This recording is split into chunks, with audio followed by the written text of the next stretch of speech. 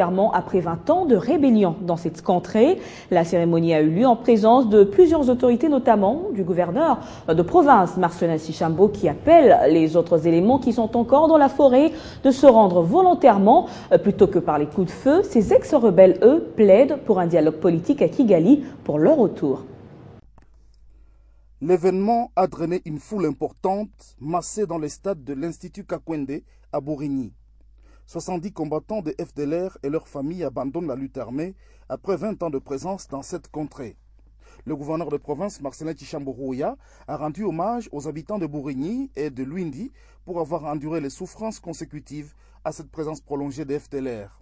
La population du Sud Kivu voudrait entendre parler de paix maintenant. Faites passer le message auprès de vos frères qui n'ont pas encore pris la décision de partir volontairement, qu'il vaut mieux un retour volontaire à un retour sous les coups de feu. De leur côté, les FDLR, par la bouche du colonel Moulumba Junior, représentant du secrétaire exécutif, ont réitéré leur demande adressée à la communauté internationale de faire pression sur le régime en place à Kigali pour qu'il ouvre l'espace politique à toutes les tendances politiques du pays et qu'il crée les conditions favorables au retour de tous les réfugiés rwandais basés en République démocratique du Congo.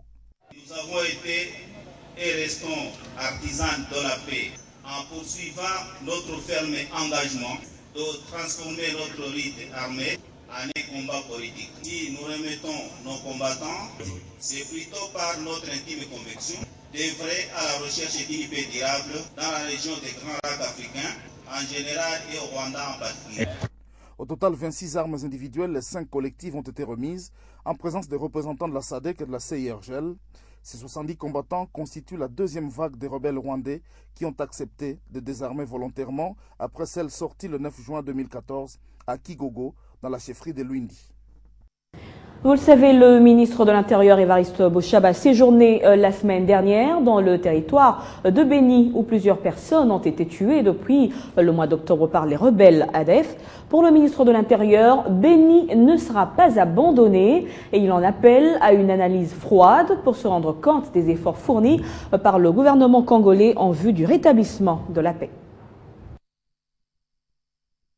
Devant la presse, le vice-premier ministre, ministre de l'Intérieur et Sécurité, fait le point de la situation sécuritaire après 3 jours de séjour dans l'est du pays. Pour Évariste Boshab, la résurgence de l'insécurité à Béni est due à une guerre non conventionnelle imposée à l'armée par les ADF Nalu. Mais les forces de sécurité ont déjà pris les dispositions et cette partie de la RDC retrouve peu à peu sa paix. L'ennemi a changé le mode opératoire. C'est une sorte de guérilla où il brille par le terrorisme. L'armée classique doit être félicitée parce qu'elle fait son travail. La situation d'insécurité à Béni n'est-elle pas le fruit de l'impuissance de l'armée? Lance un journaliste dans la salle. Lorsque les gens prennent le temps de réflexion, prennent le temps d'analyse, ils se rendent quand même compte des efforts faits par l'État congolais dans cette circonstance où finalement nous avons affaire aux gens qui sont dopés par les fanatismes religieux. À ce qui appelle à une enquête internationale, établir les responsabilités des attaques des ADF, le ministre de l'Intérieur et Sécurité pense plutôt qu'il faut faire confiance en la justice congolaise. Il y a une grande enquête qui est ouverte pour l'instant ici et nous devons faire confiance à notre justice. Nous voulons dire aux gens qu'ils doivent mettre fin à cette sorte d'aliénation et de penser que c'est ailleurs qu'on peut faire mieux. Non. Le vice-premier ministre, ministre de l'Intérieur et Sécurité, a bouclé sa tournée en appelant la population à faire confiance et à collaborer avec tous les services de sécurité pour un retour total de la paix. On reste à Béni, précisément dans la localité de Mazazaba, qui a aussi été touchée par les derniers massacres. Eh bien, les représentants des victimes ont soumis les difficultés des familles au ministre d'État chargé de la décentralisation et affaires coutumières, Salomon Banamouéré, en mission au Nord Kivu. Ce dernier leur a rassuré du soutien du gouvernement après l'entretien de plus d'1 heure. Mazanzamba et Aïlé sont parmi les localités meurtries par les derniers carnages perpétrés par les rebelles des ADF dans ce territoire de Béni.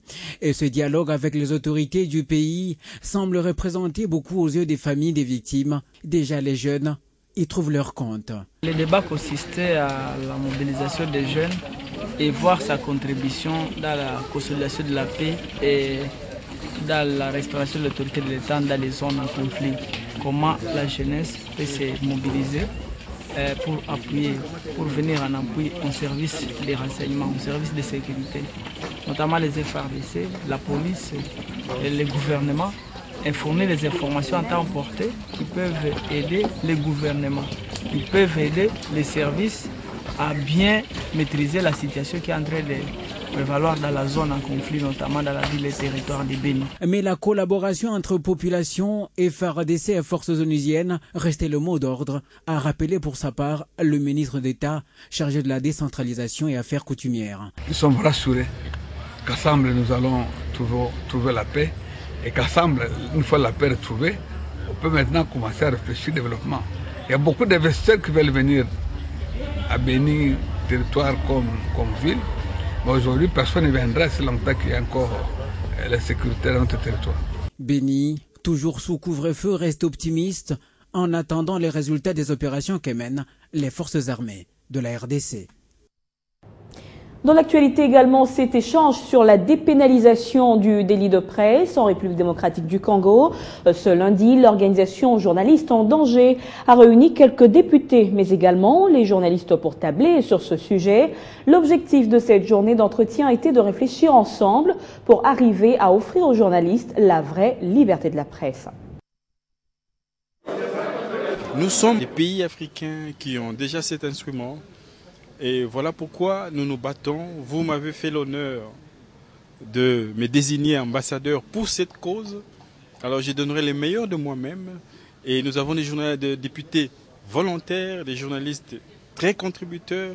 Et nous espérons que nous arriverons rapidement à ces projets de loi si vitaux pour notre pays et pour que nous accédions à davantage d'esprit de responsabilité, mais aussi à l'éducation, mais de manière intelligente de notre peuple, parce que c'est cela le travail du journaliste au quotidien. Par l'initiative qui est pilotée par l'ambassadeur Moumengi pour la circonstance, d'être le simple porteur de la loi que nous élaborerons tous, nous qui sommes vos élus, vous qui êtes les pratiquants du métier au quotidien, pour voir dans quelle mesure nous vous mettons en condition pour bien nous informer. Les journalistes seront, j'allais dire, encore plus libres qu'ils ne le sont dans l'exercice de leur travail, donc ils ne pourront pas être inquiétés pour ce qu'ils écrivent. Et de l'autre part, nous aurons gagné en gain, puisque la démocratie que nous voulons tous et que nous appelons de tous nos voeux doit se décliner, notamment à travers la liberté, puisque c'est aussi cette liberté qui permet aux gens de devenir responsables. Et donc ce serait un pas de plus que nous aurons fait dans la consolidation de notre démocratie. Sachez également que la police est renforcée en équipement pour la sécurisation des fêtes de fin d'année, a annoncé Célestin Kanyama lors d'une parade. Le commissaire provincial de la police congolaise s'est dit par ailleurs satisfait du bilan 2014 et invite ses collaborateurs à la rigueur et au respect des principes. Il s'en est suivi ensuite une caravane motorisée à travers la ville. Regardez. Tout est parti du stade Tata Raphaël, lieu choisi par le commandant de la police ville-province de Kinshasa, le général Célestin Kanyama, qui ne pouvait finir 2014 sans s'adresser à ces éléments. Dans son discours, il félicite ces éléments pour le combat de l'année 2014 où plusieurs mots qui rongeaient la ville de Kinshasa, phénomène Kuluna, nuisances sonores et autres, ont été éradiqués par les opérations qui ont coûté même la vie de certains éléments de la police. 1, 2, 3, 1, 2, 3, 1, 2, 3, 1, 2, 3. Le travail reste encore considérable, d'où l'annonce des nouveaux équipements dotés par le gouvernement pour rendre plus efficace la sécurité à Kinshasa, mais ils doivent se réchauffer avant de tester certains équipements. C'est parti avec la caravane motorisée qui a fait la ronde de toutes les routes principales de la ville. Ce n'est qu'un échantillon du charroi nouvellement acquis. Des jeeps, motos puissantes et d'autres matériels neufs. Toutes les districts de la province de Kinshasa les ont vus en cortège et les verront encore lors des opérations. Et les formations sur le droit au ADA se poursuivent à la Commission nationale de l'Organisation pour l'harmonisation du droit des affaires en Afrique. Après le Kasaï oriental, d'autres cibles, ce sont les villes d'Issiro et Bunia, où les avocats, juristes d'entreprise, greffiers ou huissiers des justices, juges et autres corps judiciaires ont été regroupés devant les experts et formateurs de la Commission nationale de l'OADA. Ils sont nombreux à avoir bénéficié de cette formation de renforcement de capacités et améliorer leur performance sur le droit au ADA. Eux, ce sont les huissiers de justice, juges, avocats, magistrats, bref, le corps judiciaire de la ville de Bunia et ceux de la ville d'Issiro. Empêcher que les personnes n'organisent leur insolvabilité. Ici, plusieurs notions et actes uniformes ont été abordés, question de rendre chacun à la hauteur des difficultés rencontrées dans l'application du droit au ADA. Singulièrement avec notre ancienne législation.